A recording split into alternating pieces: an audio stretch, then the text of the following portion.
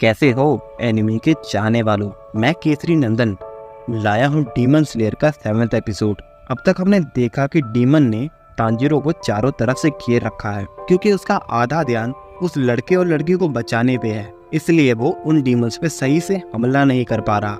Nezuko भी उसे बचाने के लिए बॉक्स से बाहर आ जाती है, जिसे देख डीमन को समझ नहीं आता कि एक डीमन एक इंसान के साथ क्या कर रहा है। तांजीरो कहता है उन डीमंस का पीछा मत करो नेजुको। नेजुको भी डीमन थी, इसलिए उसे उसकी चिंता करने की कोई जरूरत नहीं थी। तांजीरो नेजुको से कहता है तुम इन दोनों का ध्यान रखना और मैं उन डीमन से लड़ूंगा। डीमन तांजीरो और नेजुको पे हमला करता है। तांजीरो कहता है मैं अंडरग्राउंड डीमन से लड़ने जा रहा हूँ, तुम मेरे लिए इनका ध्यान रखना। जहाँ से वो डीमन निकलते थे वो जगह पूरी तरह पानी से भरी हुई थी, वहीं वो लोगों का शिकार करते थे। वहाँ कई इंसानों के कपड़े पड़े थे। तभी वो डीमन कहता है यहाँ तो तुम सांस भी नहीं ले पाओगे, ना ही सही तरह चल पाओगे, अब हम तुम्हें नहीं छोड़ने वाले। और उस पे डीमन हमला करता है। तांजीरो कहता है तुमने मुझे क्या समझ रखा है, इससे ज्यादा खराब जगह पे तो मैंने ट्रेनिंग की है, ये जगह मेरा कुछ नहीं बिगाड़ सकती। और उसको तो उल्टा एडवांटेज थी क्योंकि वो अंडर वाटर था, क्योंकि वो वाटर अटैक्स उसकी एबिलिटी थी और कुछ अटैक्स पानी में ही ज्यादा खतरनाक होते हैं। तांजीरो हमले के लिए तैयार होता है। डीमन पानी में काफी तेजी से चल पा रहे थे तांजीरो के पास। जैसे ही वो डीमन आने लगते हैं वो वाटर ब्रीदिंग 6th फॉर्म का यूज करता है और पानी में ही बवंडर बना देता है और अपने अटैक से उस डीमन को 2 हिस्से में काट देता है और उनके टुकड़े कर देता है। इस तरह वो उन 2 डीमंस को खत्म कर देता है। तांजीरो को सांस लेने में तकलीफ हो रही थी और वो बाहर निकलता है। 3 में से 2 डीमन तो वो खत्म कर चुका था, तीसरा डीमन ऊपर नेजुको से लड़ रहा था। वो कहता है ये लड़की काफी ताकतवर है। डीमन वापस जमीन में भागने की कोशिश करता है। नेजुको की तेजी और हमले से उसके भागने का मौका खत्म हो जाता है।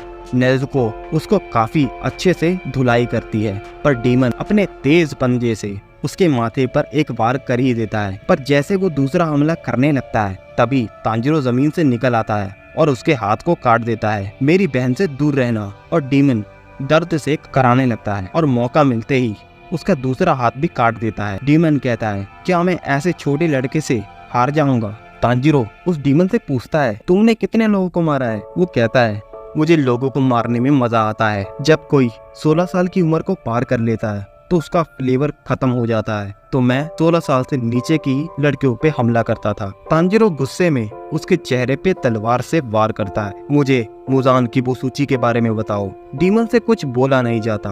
वो कहता है मैं तुम्हें कुछ नहीं बता सकता, मैं मजबूर हूँ, क्योंकि मुजान ने अपनी शक्तियों से कुछ ऐसा किया था। अगर वो उसका नाम अपने मुंह से भी ले ले तो वो वहीं पे मर जाएंगे। डीमन अपने हाथों को रीजनरेट करके तांजीरो पे हमला करने की कोशिश करता है। तांजीरो तलवार से उसकी गर्दन और हाथ को अलग कर देता है तो डीमन वहीं खत्म हो जाता है। उसे इस बार भी मुजान की कोई इन्फॉर्मेशन नहीं मिलती।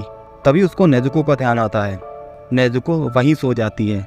इससे वो अपने घावों को ठीक कर रही थी और उसका खून बहना रुक गया था। वो नेजुको को बॉक्स में डाल देता है। वो आदमी को कहता है तुम्हें अब आगे बढ़ना होगा। वो आदमी उसको पकड़ता है और चिल्ला के कहता है तुम्हें तो क्या ही पता होगा किसी को खोना क्या होता है, तुम तो एक बच्चे हो। और वो आदमी तांजीरो की आंखों में देखता है और शांत हो जाता है। तभी तांजीरो उस आदमी को कुछ चीज देता है। उसमें उस लड़की का रिबन था जो वो अपने बालों में लगाती थी।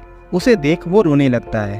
तांजीरो वहां से जाने लगता है। आदमी को महसूस होता है तांजीरो भी ऐसा कुछ पहले झेल चुका होगा, इसलिए उससे वो माफी मांगता है। तांजीरो उसे हाथ हिलाते हुए कहता है कि तुम पे भरोसा करके उस लड़की को तुम्हारे साथ ही छोड़ रहा हूँ, तुम्हें उसे सही सलामत उसके घर छोड़ना होगा। तभी कासुगा एक रो आता है और उसे टोक्यो जाने के लिए ऑर्डर देता है। शायद वहाँ कोई डीमन था।